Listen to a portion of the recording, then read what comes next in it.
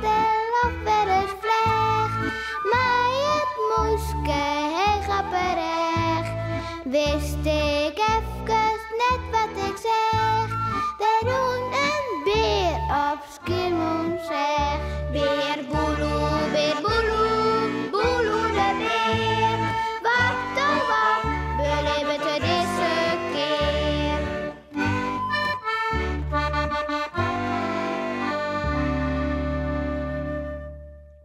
Kekeltjes vertriet. Wist nog dat kekeltje juist er goelen door de borden roem? Beer Boeloe snapte er net volle van. Een kekeltje begon te vertellen hoe Piekje, die het meegenomen wie om vetmesten te worden. Misschien zullen we neer, Zei kekeltje te eindje besluit. Beer Boeloe wie er heel dom mee aan. Ik ren naar Sepke. Die weet vast hier. Oh, hier mijn lieve Piekje. Daar is er al bij Sipke zijn wijn. Zo, even aanbellen. Oh, dat nou maar thuis is. Wat maak ik oors?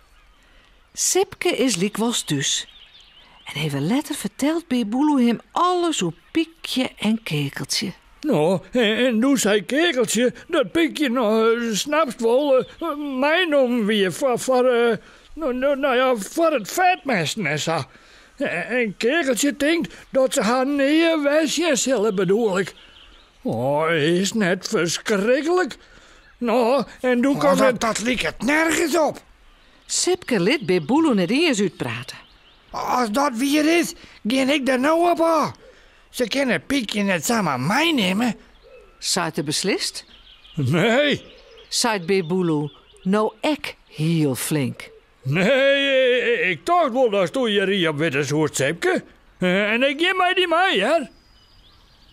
Als ze een skofke roen hebben, komen ze bij een grut stek maar stikkeltriet erop. Oh, dit zal het wezen. Oh, wat een heel stek. En al dat stiekeltriet. Oh, het lijkt wel een vezenis. Zei Sipke, die het onder de indruk is. Ja, een Piekje daarop te sluiten. Ze rennen om het stek heen en sjuggen een door aan het eind van het paad. Zo, Sepke, daar moeten wij wezen. Wacht je, ik zorg eerst even, want er ik hier niet. Beer Boeloe sjucht door het rutsje van het door. Zocht toch wat, Beer Boeloe? Zit daarin? Dat wij je zitten kunnen dat wij van Piekje komen?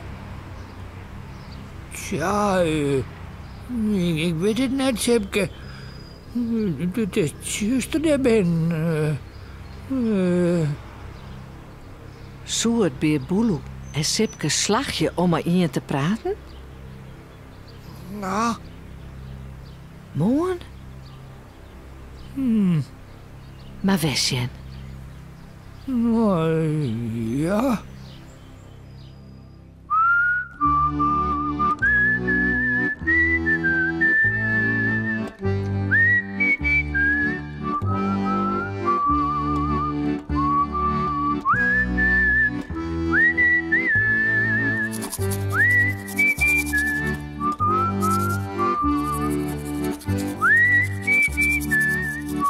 En voorast lekker sliepen.